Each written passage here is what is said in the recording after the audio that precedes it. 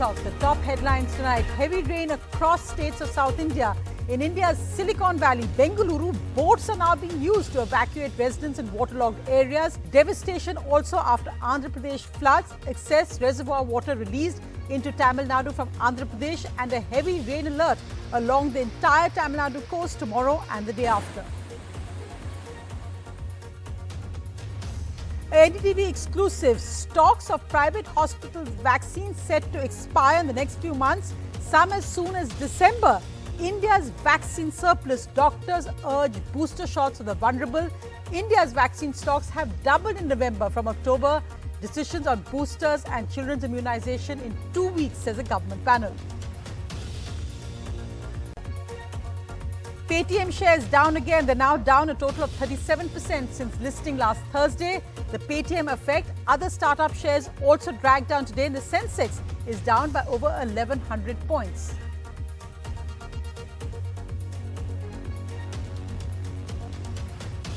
A Kisan Mahapanchayat in Lucknow says that protests will continue until they see the repeal of laws in writing. Farmers to continue the protest march on Parliament on Monday. Farmers now also want to guarantee on minimum support price for crops. The cabinet is set to clear the rollback of the farm laws on Wednesday. A new bill could possibly include MSP safeguards too. From 3 capitals for Andhra Pradesh to 1, the Andhra Pradesh Chief Minister's U-turn. The Jagan withdraws the 3-capital bill in the State Assembly. The Chief Minister says more legal safeguards needed and a more democratic process. The Delhi Chief Minister's key Punjab visit and many poll promises, including 1,000 rupees for every woman in Punjab if AAP wins. Meanwhile, he calls the current Punjab Chief Minister Channi fake Kejriwal, saying don't believe his promises. Comedian Veer Das speaks exclusively to NDTV after a backlash on his monologue. Says, I will continue to write love letters to my country through my comedy. And today, the Veer Chakra for Indian Air Force hero Abhinandan Vardhaman.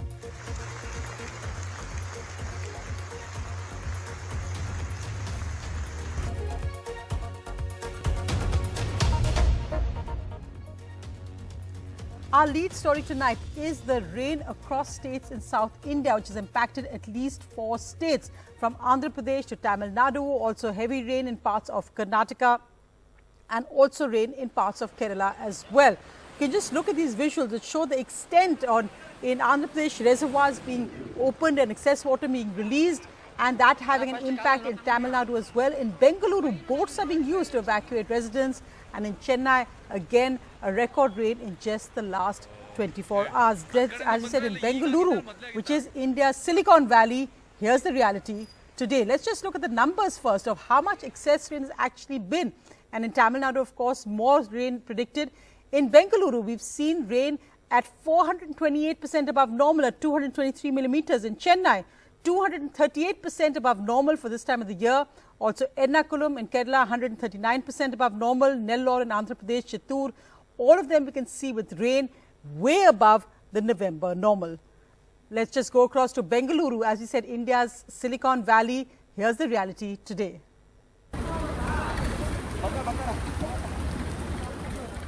Boats evacuating people in India's Silicon Valley, Bengaluru. This is towards the airport. The water level rose to 4 to 5 feet in this area. All the cars parked here were submerged. It rained again very heavily last night, so because of that the water level has risen much higher than what it was on Friday. So there's no water or electricity in the house, so we decided to move out. Almost 130 mm का पानी बरसा हुआ है यहाँ पे. So उसके वजह से जो पानी भरा हुआ है, उसी का नतीजा ये है. और almost हमारे यहाँ 603 अपार्टमेंट है. 1,500 के ऊपर लोग रहते हैं यहाँ पे. The rain caused waterlogging in many areas in the city late at night and continued till the morning.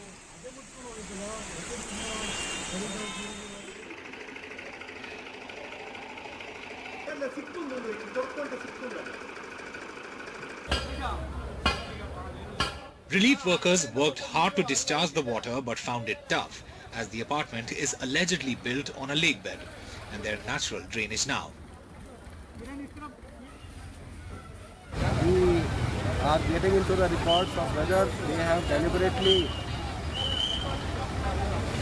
made some buildings on the stormwater drains or on lake buffer area. The rain has broken all its previous records here in Bengaluru. The municipal authorities tried their best to ensure that there is no waterlogging across the city, and they were successful to a great extent. But it was beyond their control to stop waterlogging in and around apartments built on the path of lakes. With camera person Kumar, Nehal Khidwai from Bengaluru for NDTV. So it is a record amount of rain, but that is the reality of India's high-tech cities. We're using boats there as cars are submerged. Meanwhile, there were also record floods in Nellore in Andhra Pradesh. A 140-year-old record was broken as water flowed into Penna River in Nellore. The Chennai-Kolkata highway was also broken, which is now being restored. Relief camps have come up. At least 35,000 people are now in camps. But with the floods in Andhra Pradesh, a reservoir here opened and that excess water flowing into Tamil Nadu. And we can see the impact in Tamil Nadu as well, which saw very heavy rain yesterday in Chennai especially. And also now a heavy rain alert predicted for the next 2 days along the Tamil Nadu coast. A boat rescues Vanitha and her 3 children after waters entered their home at Manali in North Chennai. Their neighborhood in knee-deep to waist-deep waters after 35,000 cusecs was reportedly led into river Kosastolayar from the Pundi reservoir, following rains and heavy discharge from neighboring Andhra Pradesh's Chittoor district over the weekend. Many had left their homes. Not even get milk for my children as well as food. We are facing so much of difficulty, and even the snakes are coming inside the house and so many insects. So that's why we are moving now to my mom's house. Dr. Benjamin wades through waters to reach his patients. And we have been suffering from here from since Saturday. It's full of MRB Nagar is full of with water, with rain water, and people are not able to go out or do any work and all. Dhanalakshmi's family had moved in 2 years ago. It's an approved layout, but the construction of stormwater drains is not complete yet. Officials are telling that there is no way for water going out. They have to find out the water, and they should discuss with the local people in which way they have to get the drainage facilities, everything. If they would have completed in the stipulated time, we wouldn't have faced this much of struggle this year. The area is dotted with industries. Many worried about the setback they will suffer because of the flooding. The city has already received 66% more than the average rainfall, 54.5 centimeters versus 90.6. And with Met forecasting more rain, there is worry. Chennai Corporation says the discharge has been reduced and the waters would recede soon. A 5,000 crore project, they say, is connecting many new areas with the stormwater drains network. Even as the heart of Chennai breathes easy, it's a nightmare for this northern pocket. Residents are angry that even 6 years after the 2015 floods, there is no functional stormwater drains yet. And this will be a major challenge for the new DMK government, which has been blaming the AIADMK regime for this mess. At the Manali New Town with Suresh, Sam Daniel, for NDTV. A doctor going to work, the people of Chennai carrying on as normal, trying their best, even though they're standing in knee-deep water. We'll bring you the latest from the states in the south and how they're actually dealing with this record rain and bad planning. But first, the other big headline is, when is India going to allow booster shots? The United States has already allowed it. And of course, in India now, the irony is that we actually have excess vaccines. In fact, in private hospitals, there's unused stock and some doses will expire as early as next month. So doctors are saying wasting even one dose is a crime. Allow booster doses before allowing export. While the vaccine availability has nearly doubled, the government is still undecided on administering the third dose or the additional dose.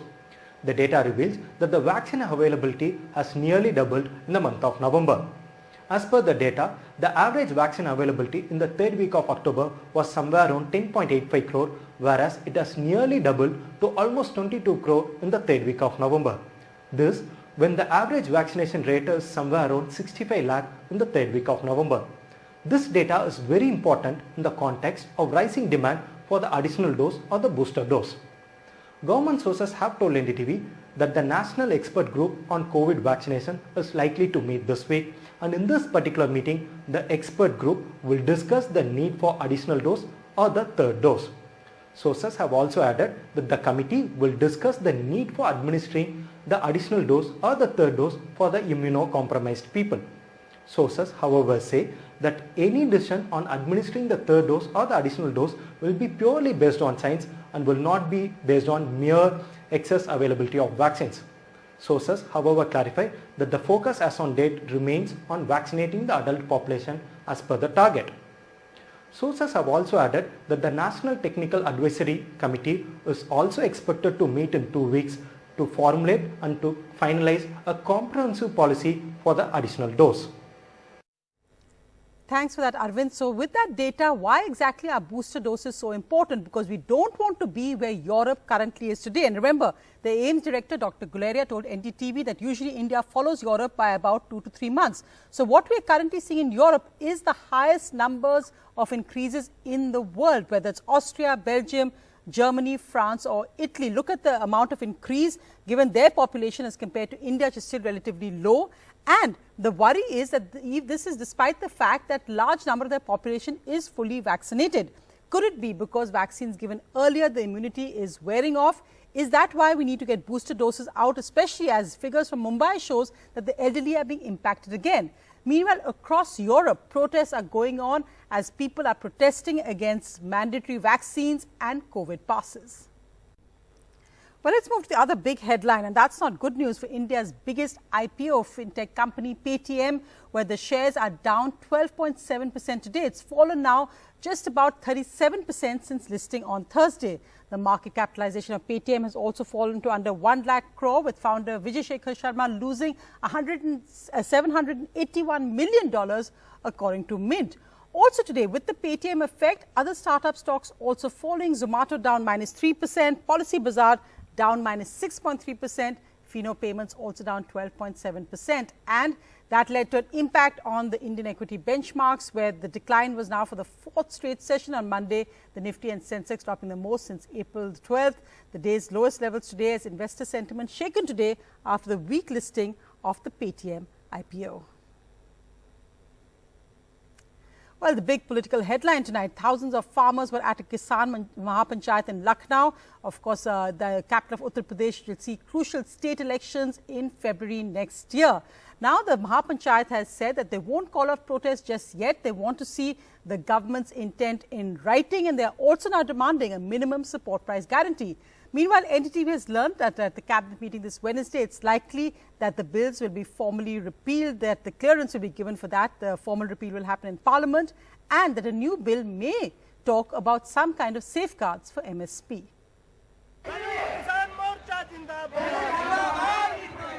Thousands of farmers at this Lucknow Mahapanchayat, organized by the Sanyukt Kisan Morcha, days after Prime Minister Modi's farm laws repeal announcement, with only one resolve.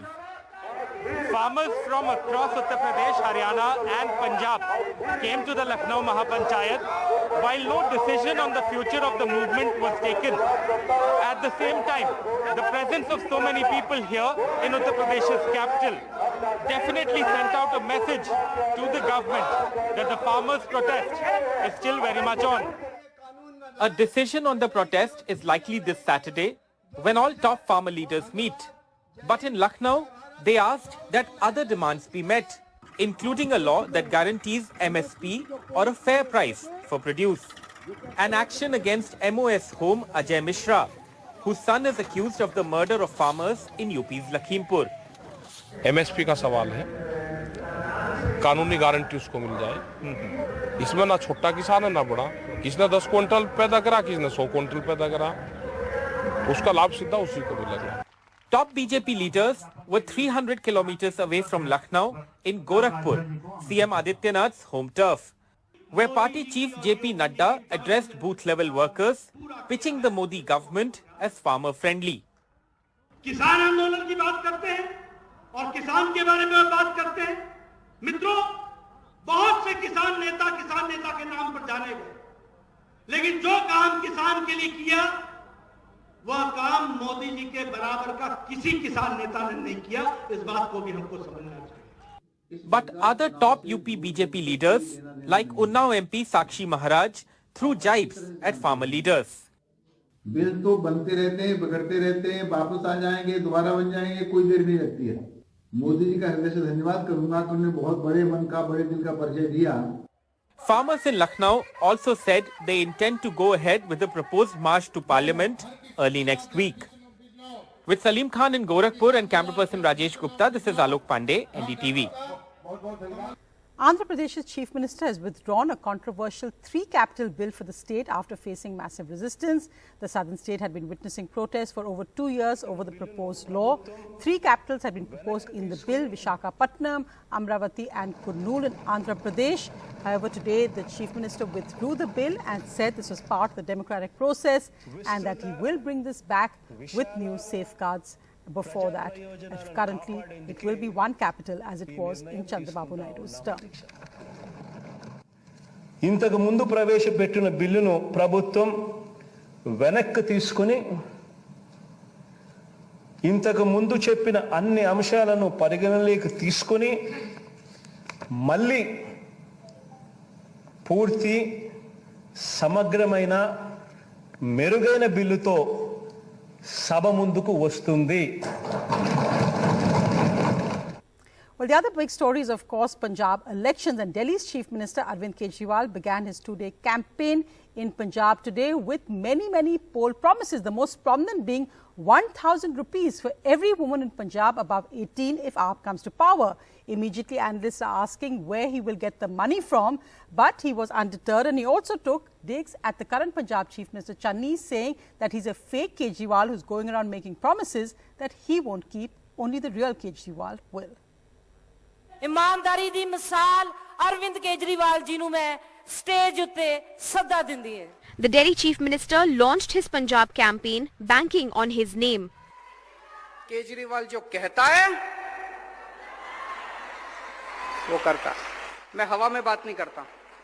He has already promised up to 300 units of free electricity, 24-hour running water supply and free medicines alongside free medical treatment. The Aam Aadmi Party chief announced what he called Kejriwal's 3 guarantees for women and attacked the chief minister for copying him. 18 साल से ऊपर की हर महिला को हर महीने 1000 रुपए उसके account में हम डलवाया करेंगे। एक बेटी है, एक बहू है, एक सास है, तो तीनों के अकाउंट में 1000 रुपए आएंगे। मैंने कहा कि हमारी सरकार बनेगी, हम 15,000 मोहल्ला क्लिनिक बनाएंगे। हमने दिल्ली में भी मोहल्ला क्लिनिक बनाए। उस नकली केजरीवाल ने कहा मैं भी मोहल्ला क्लिनिक बनाऊंगा। Both chief ministers reached out to the auto rickshaw unions on the same day, just hours apart. पहला रिक्शे ਹੁੰਦੇ ਸੀ, मेरे बापू ਦਾ ਵੀ ਟੈਂਟ ਸਟੋਰ ਸੀ, ਅਸੀਂ ਰਿਕਸ਼ਾ ਮੈਂ ਬੜਾ ਚਲਾਇਆ। ਅੱਜ ਤੱਕ ਜਿੰਨੇ ਤੁਹਾਡੇ ਚਲਾਨ ਹੋਏ ਵੇ ਹੈ, ਮੈਨੂੰ ਪਤਾ ਕਿਸੇ ਦਾ 50,000 ਕਰਿਆ ਵਾ, ਕਿਸੇ ਦਾ 20,000 ਕਰਿਆ ਵਾ, ਕਿਸੇ ਦਾ 10,000 ਉਹਨਾਂ ਪਰ ਅੱਜ ਹੀ ਲੀਕ ਮਾਰਤੀ ਸਾਰਿਆਂ ਪਰ। The Malwa region holds a politically significant place in Punjab politics with 69 out of the 117 seats. The Aam Aadmi Party too boasts of a strong presence here. In Ludhiana with Ashwini Mehra, Shanakshi Chakravarti, NDTV. Well, moving to our other NDTV exclusive stand-up comedian, Veer Das faced a huge backlash over his viral monologue to India's made at the Kennedy Center in Washington recently. Currently nominated for an international Emmy, he spoke to Rohit Khilnani and said that he will continue to write love letters to my country as long as he can do comedy. So were you expecting, because if you say these things, if you say lines like, if you mention we run over farmers, and if you mention we gang rape women in India, you would along with the good side and the bad side, and Yeah. you balanced it through the show. You must be expecting some kind of a reaction. I think a comedian puts out satire, Right. And if it's the good of the country and the bad of the country, Right. ending in the good of the country, Right. I think that's something that you should want to come together in. Right. So I can't expect what will happen when I put out a piece of content. It's That's jokes. not in your hands. Yeah, it's not in my hands. But the minute it becomes, there's a complaint file, there's some home minister in Madhya Pradesh said you won't be allowed to perform in Madhya Pradesh. Mhm. What do you have to say to them? I'll have to cross those bridges when it comes. when we come to those, humbly. Right. So, for the next performance, when you go in, all eyes are going to be on you. Will you this time, because of the kind of feedback there is, are you going to be slightly more careful, or will this change you, this episode? I've made my country laugh for 10 years now. Yeah, you have. I've devoted my life to writing about my country. Right. We're here at the Emmys because I wrote a love letter to my country. Right. As long as I'm able to do comedy, I will keep writing love letters to my country. You can watch that full interview at 10 o'clock tonight. But meanwhile, as we end tonight, the Bravery Awards were given today, and special applause for a true braveheart, Indian Air Force officer, Group Captain Abhinandan Vardhaman, who shot down a Pakistan F-16 aircraft in aerial combat. Today he was awarded the Veer Chakra by President Kovind. Group Captain Vardhaman Abhinandan.